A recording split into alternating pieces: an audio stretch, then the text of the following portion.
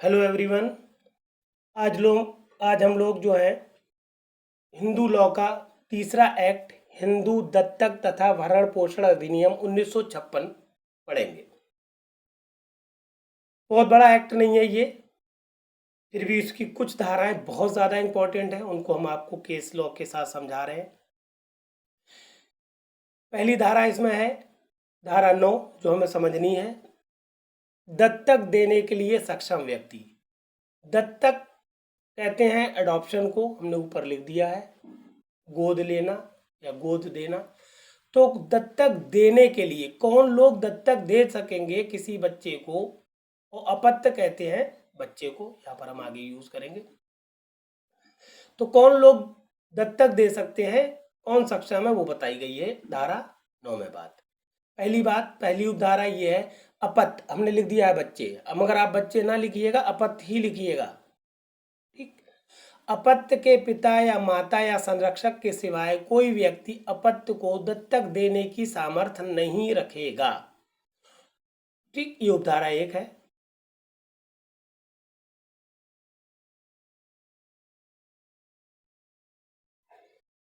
दूसरी उपधारा क्या कह रही हो? उपधारा 4 के उपबंधों के अधीन पिता या माता को यदि जीवित हैं दत्तक में पुत्र या पुत्री को देने का समान अधिकार होगा। समझ लीजिए बिल्कुल। पहले में बताया कौन दे सकेगा, और अगर माता पिता दोनों जिंदा हैं तो दोनों को समान अधिकार है बच्चे को दत्तक देने का। ये इसी इसका इसका परंतु का भी आगे भी हम समझा रहे हैं, पहले परंतु समझ ले। तो उपधारा 2 इसका परंतु और उपधारा 4 इन सबको ये पूरा निचोड़ को हम अभी आपको एक केस लॉ में बताएंगे। एम बंजा बनाम एम सरला देवी मृत द्वारा विधिक प्रतिनिधि 2020। जब कोई मर जाता है तो उसको बाद लिखा जाता है द्वारा विधिक, वहां पर छोटी की मात्रा प्रतिनिधि। अब समझ ले। उपधारा 4 पहले एक बार फिर से हम बता दें आपको, सॉरी उपधारा 2 क्या कह रही है? उपधारा 4 के उपबंधों के अधीन पिता या माता को यदि जीवित है दत्तक में पुत्र या पुत्री को देने का समान अधिकार होगा। परंतु की इंपॉर्टेंट है, इसको समझ ले।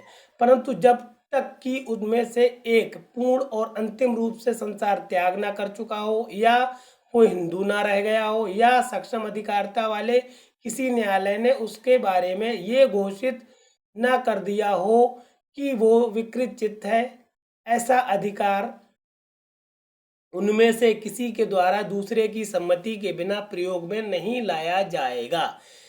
बात को बिल्कुल क्लियर समझ लें कि माता पिता जो है उनको दोनों को समान अधिकार है, मगर अगर कोई कंडीशन आ गई है कि उनमें से किसी ने संसार को अंतिम रूप से त्याग दिया है, या हिंदू नहीं रह गए हैं, या कोई सक्षम न्यायालय ये घोषित कर दे कि इनमें से माता पिता में से कोई व्यक्ति विकृत चित्र है और इसकी सम्मति आवश्यक नहीं है, तो वो बिना सम्मति दूसरे व्यक्ति की, मतलब पति या पत्नी में से जो विकृत चित्त है उसकी सम्मति के बिना भी व्यक्ति को, बच्चे को, अपत्य को दत्तक दे सकता है। उपधारा 3 ओमिटेड है, निर्सित है, क्रॉस लगा दिया है। उपधारा 4 क्या कह रही है? जहां माता और पिता दोनों मर चुके हों, या पूर्ण और अंतिम रूप से संसार का त्याग कर चुके हों, या अपत्य को त्याग चुके हों, या सक्षम अधिकारिता वाले किसी न्यायालय ने उनके बारे में ये घोषित कर दिया हो कि वे विकृत चित्त है, या जहां की अपत्य की जनकता ज्ञात ना हो, तो उस अपत्य का संरक्षक न्यायालय की पूर्व अनुज्ञा से उस अपत्य को किसी भी व्यक्ति को उसके अंतर्गत स्वयं वो संरक्षक भी आता है दत्तक दे सकेगा। कहने का मतलब उपधारा 4 समझ लीजिए कि अगर माता पिता दोनों ही नहीं है, या मर गए, या मर चुके हैं, या अंतिम रूप से संसार त्याग दिया गया है, या दोनों ही विकृत चित्त घोषित किया जा चुके हैं सक्षम न्यायालय द्वारा, तो ऐसे मामले में जो संरक्षक नियुक्त किया गया है वो संरक्षक पहले न्यायालय की अनुमति लेगा, अनुज्ञा लेगा, और फिर उस अपत्य को दत्तक दे सकेगा। यहाँ तक कि वो स्वयं संरक्षक भी अगर दत्तक लेना चाह रहा है तो भी उसको न्यायालय की अनुमति लेना होगी। उपधारा 5 ये बताती है कि दत्तक जो दिया जा रहा है उसके कल्याण के बारे में सारी बातें ध्यान रखी जाएं, और कोई रिश्वत, इनाम या इस तरह का धन या प्रलोभन ग्रहण ना किया जाए। समझ ले पहले उपधारा 5 में। उपधारा 4 के अनुसार न्याय, 5वीं धारा बता रहे हैं हम आपको। उपधारा 4 के अनुसार न्यायालय किसी अपत्य को दत्तक दिए जाते, ऊपर हमने समय लिख दिया, समय छूट गया था, दिए जाते समय अपत्य के कल्याण के संदर्भ में सभी बिंदुओं को ध्यान में रखेगा और किसी दत्तक देने के परिणाम स्वरूप कोई संदाय या इनाम को संदत्त किए जाने को निषिद्ध कर सकेगा। कहने का मतलब है कि जो दत्तक दिया जाएगा जब, तो उसके बदले में, दत्तक दिए जाने के बदले में कोई धन, इनाम या इस तरह की धनराशि नहीं लेंगे। हाँ, अगर कोई अलग चीज़ है जो न्यायालय अनुज्ञा दे रहा है तो उसको ग्रहण कर सकते हैं, गिफ्ट वगैरह जो भी हो वो ग्रहण किया जा सकता है अगर अनुमति दे रहा है न्यायालय तो। वरना कोई भी चीज़ आप दत्तक देने के परिणाम स्वरूप या उसके प्रतिफल स्वरूप ग्रहण नहीं करेंगे, ये निषिद्ध है, न्यायालय द्वारा पूछता है। अब आप केस लॉ समझ लीजिए, बहुत इंपॉर्टेंट केस है ये। एम बंजा बनाम एम सरला देवी मृत द्वारा विधिक प्रतिनिधि 2020 का केस है, सुप्रीम कोर्ट ने केस दिया है। इसमें सब मेन बात बताई गई है कि अभी तक हमने देखी, पॉइंट में भी पढ़ा, परंतु में भी पढ़ा, कि अगर किसी दत्तक को आप, माता पिता किसी बच्चे को दत्तक को, अपत्य को दत्तक दे रहे हैं किसी को, तो दोनों की अनुमति, मतलब माता और पिता की दोनों की अनुमति आवश्यक है, सम्मति आवश्यक है। अगर उनमें से किसी को मतलब इस अयोग्य नहीं घोषित कर दिया गया हो तो। हुआ क्या था, यही विवाद उठा था इसमें विवाद ये था कि पक्षकार ये कहना चाह रहा था, दूसरा पक्षकार, कि पत्नी की सम्मति आवश्यक नहीं है। तो इसमें पूरी बात इन्होंने बता दी, हम आपको निचोड़ बता दे रहे हैं, ये मतलब संक्षेप ये बता दे रहे हैं कि अगर पत्नी की या अपत्य की माता के बिना आप दत्तक दे रहे हैं तो दत्तक शून्य है, दत्तक नहीं हो सकता। ये बात इस केस में बताई गई है। और अब इसको हम समझा देते हैं। हिंदू दत्तक एवं भरण पोषण अधिनियम 1956 के लागू होने के बाद लिए गए दत्तक को साबित करने के लिए दो अनिवार्य तथ्य हैं। पहला तथ्य क्या है? पहला, पत्नी की सम्मति, और दूसरा दत्तक के लिए जाने का दत्तक समारोह। मतलब पत्नी की सम्मति जरूरी है, दूसरी दत्तक समारोह जरूरी है। और ये दत्तक जो है तब तक वैध नहीं होगा, भले ही वैध नहीं होगा जब तक ये दोनों ही कंडीशन फुलफिल नहीं करता है। भले ही दस्तावेज में दत्तक पुत्र पुत्री के दत्तक माता पिता का नाम दर्ज हो। ठीक, नाम दर्ज होने से, क्योंकि अपीलार्थी चाह रहा था कि नाम दर्ज है, सम्मति नहीं है, तो क्या हुआ, तो आप हमारे हक में फैसला दीजिए। सुप्रीम कोर्ट ने अपीलार्थी की अपील को निरस्त कर दिया, कहा नहीं, सिर्फ दस्तावेजों में माता का नाम होना जरूरी नहीं है, क्योंकि माता अगर अयोग्य नहीं है तो उसकी सम्मति होना जरूरी है, तभी आप दत्तक दे सकते हैं किसी व्यक्ति को, वरना दत्तक नहीं दिया जाएगा। साफ कह दिया सुप्रीम कोर्ट ने इस केस में। हम एम बंजा बनाम एम सरला देवी मृत द्वारा विधिक प्रतिनिधि 2020 सुप्रीम कोर्ट की। संक्षेप में अगर आप इस वीडियो को पॉज करके लिखिएगा और अपने हाथ से, हम बार बार कहते हैं केस लॉ को अपने हाथ से लिख लिया करिए, क्योंकि एग्ज़ाम हॉल में इतना प्रेशर होता है कि आप भूल जाते हैं कि कौन क्या पढ़ा था, क्या लिखा था।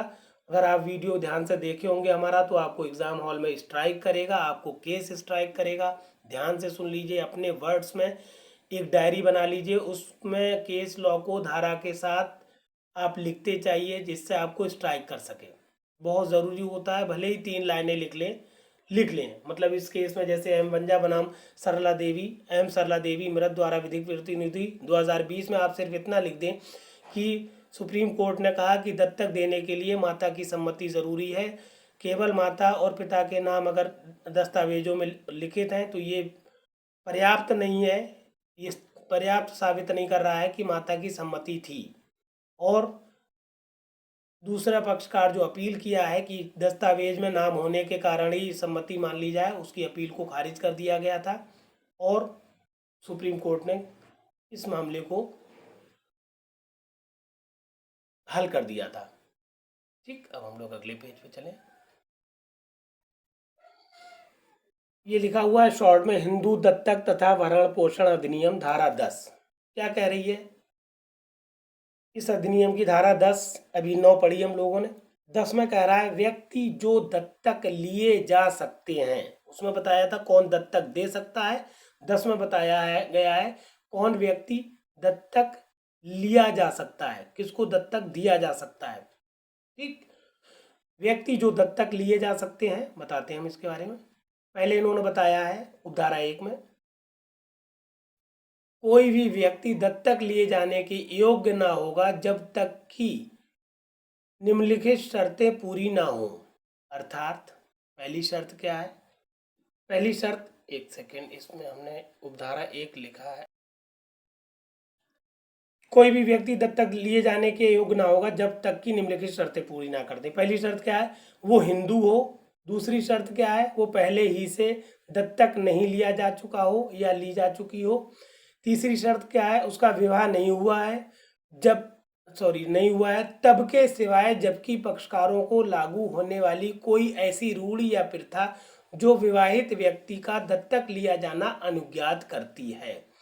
इसको समझ लें। तीसरे उपधारा 1 का पॉइंट 3 कि पहली बात तो क्लियर है, उसका विवाह नहीं हुआ, मतलब अविवाहित व्यक्ति का ही दत्तक, अविवाहित व्यक्ति ही दत्तक दिया जाता है। मगर इसमें एक सिवाय है, मतलब एक अपवाद है। तब अगर कहीं ऐसी रूढ़ी प्रथा चल रही है कि विवाहित व्यक्ति को भी दत्तक लिया जा सकता है तो अलग बात है, तो वहां पर न्यायालय अनुज्ञा दे देगा। चौथी बात भी इसी तरह से है, अपने 15 वर्ष की आयु पूरी नहीं की हो, उसने 15 वर्ष की आयु पूरी नहीं की है, मतलब जो इसको दत्तक आप दे रहे हैं वो 15 वर्ष के अंदर का होना चाहिए। तब के सिवाय, जबकि पक्षकारों को लागू होने वाली कोई ऐसी रूढ़ी या प्रथा हो जो ऐसे व्यक्ति का जिन्होंने 15 वर्ष की आयु पूरी कर ली हो दत्तक लिया जाना अनुज्ञात करती है। कहने का मतलब हुआ 15 वर्ष से अधिक का बच्चा दत्तक नहीं दिया जाएगा, मगर कहीं ऐसी रूढ़ी या प्रथा है जो ये कहती है कि 15 वर्ष से अधिक का भी हिंदू बच्चा जो है दत्तक लिया जा सकता है, तो वहाँ पर अलग बात है, वहाँ पर छूट है। ये दत्तक से संबंधित हो गया, क्योंकि इस एक्ट के 2 पार्ट हैं, एक हिंदू दत्तक तथा भरण पोषण अधिनियम। भरण पोषण अधिनियम में भी, मतलब दूसरे पोर्शन में भी 2 धाराएं बहुत इंपॉर्टेंट है, हम आपको बताने जा रहे हैं। हिंदू दत्तक तथा भरण पोषण अधिनियम धारा 18 क्या कह रही है, पत्नी का भरण पोषण। हालांकि ये धारा हमने आपको दंड प्रक्रिया संहिता की धारा 125 में विस्तृत रूप से पढ़ाई है, वहां पर केस लॉ भी दिए हैं, आप केस लॉ वहां से लिख सकते हैं, यहाँ पर भी काम आएगा। धारा 18 की उपधारा 1 क्या कह रही है, इस धारा के उपबंधों के अधीन ये है कि हिंदू पत्नी, चाहे वो इस अधिनियम के पूर्व या पश्चात विवाहित हो, अपने जीवन काल में अपने पति से भरण पोषण पाने का हकदार होगी। कोई दिक्कत नहीं, पत्नी जो है अपने पति से भरण पोषण की अधिकारी है। दूसरी उपधारा क्या कह रही है, हिंदू पत्नी अपने भरण पोषण के दावे को संप्रहत किए बिना अपने पति से पृथक रहने के लिए निम्नलिखित किसी भी दशा में हकदार होगी। अब इस बात को ध्यान से समझ लें, जो हिंदू पत्नी है वो क्या है, भरण पोषण को दावे, वो अलग रहना चाह रही है, ठीक, अलग रहना चाह रही है, रहकर भी वो भरण पोषण के दावे को त्यागे की नहीं, संप्रत कहते हैं त्यागना, छोड़ देना, और अलग रहने के बावजूद भी अपने पति से वो भरण पोषण पाने की हकदार होगी। किन दशाओं में, ये दशाएं बताई गई हैं पॉइंट्स में। पहला पॉइंट कह रहा है यदि उसका पति अभित्यजन मीन्स होता है छोड़ देना, इसी को बहुत विस्तृत में बताया गया है आगे। अभित्यजन अर्थात युक्त कारण के बिना और उसकी सम्मति के बिना या उसकी इच्छा के विरुद्ध उसका परित्याग करने का या जानबूझकर उसकी उपेक्षा करने का दोषी है। समझ गए आप, पति अभित्यजन कर रहा है, जानबूझकर उसको छोड़े बैठा है, तो पत्नी दूर रह के भी, उससे अलग रह के भी भरण पोषण की अधिकारी है। दूसरी बात, यदि उसका पति उसके साथ क्रूरतापूर्ण व्यवहार करता है, उसको अब क्रूरता में दोनों ही चीजें हैं, मानसिक या शारीरिक क्रूरता कर रहा है पति, तो पत्नी उससे पृथक रह सकती है और पृथक रहने के बावजूद भी वो भरण पोषण की अधिकारी होगी। आगे चले हम लोग अगले पेज पर। 2 पॉइंट हम लोगों ने पहले पढ़ लिए हैं। तीसरा पॉइंट देखें, ये पढ़ ये रहे हैं कि कब पत्नी जो है अपने पति से अलग रहकर भी भरण पोषण प्राप्त कर सकती है। ये बात पे हम लोग आगे तीसरा पॉइंट पढ़ रहे हैं। यदि उसके पति को कोई यदि उसके पत्नी उसके यदि उसके पति की कोई अन्य पत्नी जीवित है, ठीक, कोई पत्नी जीवित है उसके अलावा, तो वो पत्नी अलग रह सकती है और फिर भी उस पति से भरण पोषण प्राप्त करने की अधिकारी होगी। चौथा पॉइंट, यदि उसका पति कोई उपपत्नी रखता है, अगर उपपत्नी रख ली है उसने कोई रखे हुए, तब भी वो पत्नी अलग रह के उससे भरण पोषण प्राप्त करने की अधिकारी होगी। पांचवा पॉइंट, यदि उसका पति कोई अन्य धर्म में संपरिवर्तित होने के कारण हिंदू नहीं रह गया है, ठीक, तो हिंदू नहीं रह गया तब भी वो पत्नी जो विवाहित थी वो दूर रह सकती है, उससे अलग रह सकती है, और तब भी वो व्यक्ति उसको हिंदू न रहने के बावजूद भी भरण पोषण देने का दायी होगा।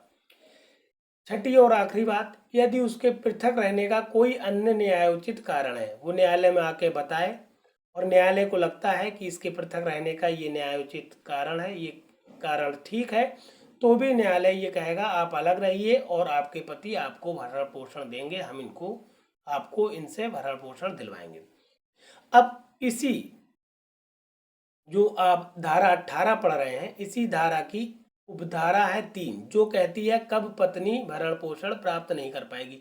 मतलब धारा 18 है जो कह रही है कि पत्नी का भरण पोषण, मगर उपधारा 3 कह रही है कब भरण पोषण की दायी नहीं है, मतलब अधिकारी नहीं होगी पत्नी। ये समझ ले, बात पूछ लिया जाता है तो आप अगर पूछ ले, लॉन्ग क्वेश्चन आ गया कि पत्नी कब अपने पति से भरण पोषण प्राप्त नहीं कर सकती, तो आप सारी बातें पहले करती भी बताएंगे फिर नहीं करती भी बताएंगे। शॉर्ट में है तो सिर्फ इतना लिख देंगे। उपधारा 3 कहती है हिंदू पति की, यदि हिंदू पति मतलब पति है, हालांकि चूंकि हिंदू एक्ट पढ़ रहे हैं, यदि पति की पत्नी अस्थि है, अस्थि कहते हैं मैली को, गंदी को, मतलब इस तरह की औरत है, या किसी अन्य धर्म में संपरिवर्तित होने के कारण हिंदू नहीं रह गई है, ठीक, अगर हिंदू नहीं रह जाती है तब भी वो भरण पोषण नहीं पाएगी। गंदी है, मैली है, इसको आप लिखिएगा अस्थि, अस्थि वर्ड है वेयर एक्ट में, अस्थि अस्थि है, अन्य धर्म में परिवर्तन होने का हिंदू नहीं रह गई है, तो वो अपने पति से पृथक निवास करने और भरण पोषण प्राप्त करने की हकदार नहीं होगी। इन 2 दशाओं में अगर पत्नी अपने पति से अलग रह रही है तो वो अब भरण पोषण प्राप्त नहीं कर पाएगी और उसको भरण पोषण न्यायालय नहीं दे पाएगा, ठीक। अगले हमने लॉ लिख दिया है at the rate of law classes by Firoz sir. अगर आपको हमारा चैनल ढूंढने में कोई दिक्कत हो रही है तो डायरेक्ट आप यूट्यूब पे डालें at the rate of law classes by Firoz sir. इस सर्च करने के बाद आपको दिखेगा कि हम डे 1 से लेके डे 100 तक पूरा आपको PCSJ या UPPCSJ या UPHJS का पूरा सिलेबस 100 दिन के अंदर दे रहे हैं, डे वाइज दे रहे हैं। उसमें हम बता भी रहे हैं कौन कौन से सब्जेक्ट किस किस डे पे दे रहे हैं। जैसे आजकल हम लोग जो ऑड डेज हैं, जैसे 25, 27, 29, इन दोनों पे जो लॉ का पहला पेपर होता है मौलिक विधि के सारे सब्जेक्ट इवन टर्म्स पे चल रहे हैं, 25, 27, 29 इस तरह से डे में। और उन सारे डेज के वीडियोस के साथ हम आपको डिस्क्रिप्शन बॉक्स में जाके PDF दे रहे हैं। PDF डाउनलोड आप लोग कर लें। डाउनलोड करने के बाद PDF को अपने हाथ में रखा करिए और फिर पढ़ा करिए, आपको मैटर 100% समझ में आएगा। फिर भी कोई प्रॉब्लम हो तो हमें कमेंट करके आप बताएं, मगर आप ध्यान से पढ़ें, अच्छे से सिलेबस को तैयार करें और सिलेक्शन लें, और सारे लोगों को भाई ये आप लोग फॉरवर्ड किया करें जिससे ज़्यादा से ज़्यादा लोगों को फ़ायदा पहुँचे। और चैनल को प्लीज़ ज़रूर सब्सक्राइब कर लिया करें जिससे आपको पर डे आपका एक रूटीन वे में वीडियो मिल जाएगा, कोई भी टॉपिक मिस नहीं होगा। और उसके अलावा हम सब्जेक्ट को पूरा करने के बाद अलग से प्लेलिस्ट भी बना देते हैं उस सब्जेक्ट की। जैसे कंप्लीट सीआरपीसी दे चुके हैं, कंप्लीट आईपीसी दे सके हैं, कंप्लीट एविडेंस एक्ट दे चुके हैं, तो इन सारे की हमने अलग से प्लेलिस्ट बना दी है। जैसे कंप्लीट आईपीसी डालेंगे आप मिलेगी, कंप्लीट सीआरपीसी डालेंगे आप मिलेगा, कंप्लीट एविडेंस एक्ट। अब इसमें आप आ जाइए, आखिरी धारा है 19, धारा 19 ब्रैकेट में लिख दिया है हिंदू दत्तक और भरण पोषण अधिनियम, शॉर्ट में लिख दिया है। बहुत इंपॉर्टेंट धारा है, बहुत ज़्यादा पूछी जाती है। विधवा पुत्र वधू का भरण पोषण, ठीक। धारा 18 में हम लोगों ने क्या पढ़ा था, पत्नी का भरण पोषण। अब पुत्र वधू का भरण पोषण कब ससुर देगा बेचारा, उस पर ये बात पूरी धारा बताई गई। पहला इसमें धारा बताई गई है, कोई हिंदू पत्नी चाहे वो इस अधिनियम के प्रारंभ से या पश्चात विवाहित हो, अपने पति की मृत्यु के पश्चात अपने ससुर से भरण पोषण प्राप्त करने की हकदार होगी, ठीक। परंतु किसमें बहुत इंपॉर्टेंट है, परंतु ये तब जबकि और उस विस्तार तक जहाँ की वो स्वयं अपने अर्जन से या अन्य संपत्ति से उस अपना भरण पोषण करने में असमर्थ हो, या उस दशा में जहाँ उसके पास अपनी स्वयं की कोई संपत्ति नहीं है, तो वो निम्नलिखित में से किसी से अपना भरण पोषण अपनी स्वयं की संपत्ति नहीं है तथा वो निम्नलिखित में से किसी से अपना भरण पोषण करने में असमर्थ है। इसमें नहीं संपत्ति नहीं है, उसके बाद एक वर्ड आप 1 मिनट ध्यान से याद रखिएगा, जहां उसके पास अपनी स्वयं की कोई संपत्ति नहीं है, वो निम्नलिखित में से किसी से अपना भरण पोषण अभिप्राप्त करने में असमर्थ हो, ठीक। समझ पा रहे हैं, इस परंतु को समझ लीजिए। परंतु ये तब जबकि और उस विस्तार तक जहाँ की वो स्वयं अपने अर्जन से या अन्य संपत्ति से अपना भरण पोषण करने में असमर्थ हो, या उस दशा में जहाँ उसके पास अपनी स्वयं की कोई भी संपत्ति नहीं है, वो निम्नलिखित में से किसी से अपना भरण पोषण करने में असमर्थ हो। कहने का मतलब है उसके बेचारे के पास खुद के कोई साधन नहीं है, पति ने कोई साधन नहीं छोड़ा है, और किसी भी तरह से वो अपना भरण पोषण करने में असमर्थ है, और नीचे लिखे लोग भी उसको भरण पोषण नहीं दे रहे हैं या नहीं दे पा रहे हैं या असमर्थ हैं, तो ही वो अपने ससुर से भरण पोषण पाएगी। कौन कौन से लोग हैं जिनसे उम्मीद थी वो भी नहीं रही, कौन से, पहला पॉइंट है अभिप्राप्त करने में असमर्थ हो। पहला पॉइंट, अपने पति या अपने पिता या माता की संपदा से, कोई उस पत्नी को जो जिसका पति मर गया है, उसकी कोई बेचारे की ना पति की ना पिता की ना माता की कोई संपदा है जिससे उसका भरण पोषण हो सके। दूसरी बात, अपने पुत्र या पुत्री से यदि कोई हो या उनकी संपदा से, उसका कोई पुत्र या पुत्री है और उसकी संपदा इस लायक नहीं है कि उस विधवा महिला का भरण पोषण हो सके, तो फिर ससुर उसका भरण पोषण का हकदार होगा, देने का हकदार होगा।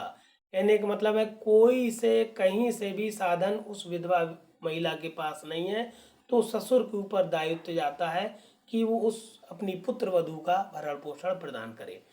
अब उपधारा 2 में बता दिया गया है कब ससुर भी बाध्य नहीं है, ये बात भी समझ लीजिए, क्योंकि बाध्यता कब खत्म हो जाएगी ससुर की, ये बताया गया उपधारा 2 में। यदि ससुर के अपने कब्जे में की ऐसी सहदायिक संपत्ति से जिसमें से पुत्र वधू को कोई अंश अभिप्राप्त नहीं हुआ है, ससुर के लिए ऐसा करना साध्य नहीं है, तो उपधारा 1 के अधीन किसी बाध्यता का परिवर्तन नहीं कराया जा सकेगा, और ऐसी बाध्यता का पुत्र वधू के पुनर्विवाह पर अंत हो जाएगा। बात को समझ लीजिए बिल्कुल, कि ससुर जो है उनके पास भी कोई सैद्धांतिक संपत्ति नहीं है जिसमें उसके जो बच्चा उनका लड़का मर गया था उसको कोई अंश मिलता, ऐसी कोई संपत्ति नहीं है ससुर के पास। दूसरी बात, ससुर के पास भी कोई ऐसा साधन नहीं है जिससे वो अपनी पुत्र वधू का भरण पोषण दे पाए, तो ससुर भी बाध्य नहीं है। ये सारी चीज़ें देखेगा न्यायालय, और ससुर को भी बाध्यता समाप्त हो जाएगी। आगे और बात बता दी है, अगर पुत्र वधू पुनर्विवाह कर लेती है, ठीक, अपने पति के मरने के बाद, तो उस पुनर्विवाह के करने के बाद अब ससुर की बाध्यता पूर्णतः खत्म हो गई। अब ससुर बाध्य नहीं है अपनी पुत्रवधू को भरण पोषण दें। ये कंप्लीट एक्ट हमने करा दिया, जिस एक्ट का नाम था हिंदू दत्तक तथा भरण पोषण अधिनियम 1956। हालांकि थोड़ा छोटा वीडियो इसलिए है क्योंकि मैटर इसमें बहुत ज़्यादा नहीं था। इसके बाद हम लोग उत्तराधिकार अधिनियम पढ़ेंगे, उसमें बहुत सफिशिएंट मैटर है। आगे बड़ा भी अगला वीडियो बड़ा मिलेगा आपको। अब आपसे एक रिक्वेस्ट है कि आप लोग इस मैटर को अच्छे से पढ़ें, समझें। कंप्लीट नोट्स हैं, सारे लेटेस्ट केस लॉज दे कर रखे हैं हमने, सारे पॉइंट लिख दिए हैं अपने हाथ से, और सारा हम जो मैटर आप जिसको पढ़ा रहे हैं यही हैंड रिटन नोट्स हमने आपको डिस्क्रिप्शन बॉक्स में पीडीएफ की फॉर्म में दे दिए हैं। आप सबसे बेहतर तरीका है इन नोट्स को, पीडीएफ को डाउनलोड कर लिया करिए और इस मैटर को अपने सामने रखा करिए और फिर हमारा वीडियो देखा करिए, तो आपको पूरी बात समझ में आएगी। क्योंकि कभी कभार भी टेक्निकली वीडियो ब्लर्ट हो जाता है तो मैटर दिखता नहीं है। ज़्यादा से ज़्यादा लोगों को पूरा हम डे 1 से लेकर डे 100 तक आपको पूरा PCSJ और यूपी PCSJ और यूपी SJS ये दोनों का मेंस का सिलेबस सेम है। पूरा सिलेबस 100 दिन में दे रहे हैं। एक दिन से लेके आप डायरेक्ट 100 दिन तक वीडियो देखें, लग जाएं पढ़ाई में पूरी तरह से, क्योंकि 100 दिन बहुत कम है। तैयारी करें पूरी तरह से, सिलेक्शन लें, दूसरे लोगों को भी सिलेक्शन दिलाएं। ये मैटर शेयर ज़रूर करें और हमारे चैनल को ज़रूर सब्सक्राइब कर लें, क्योंकि कोई भी हम आपको नया वीडियो देंगे तो अपने आप मिल जाएगा नोटिफिकेशन के जरिए। ठीक, नोटिफिकेशन को भी आप ऑन कर लीजिए। उसके अलावा कोई भी चीज़ अगर आपको समझ में नहीं आ रही है, कोई भी आपको दिक्कत लग रही है, हमें मैसेज करके बताया करिए। ठीक, thank you for watching this.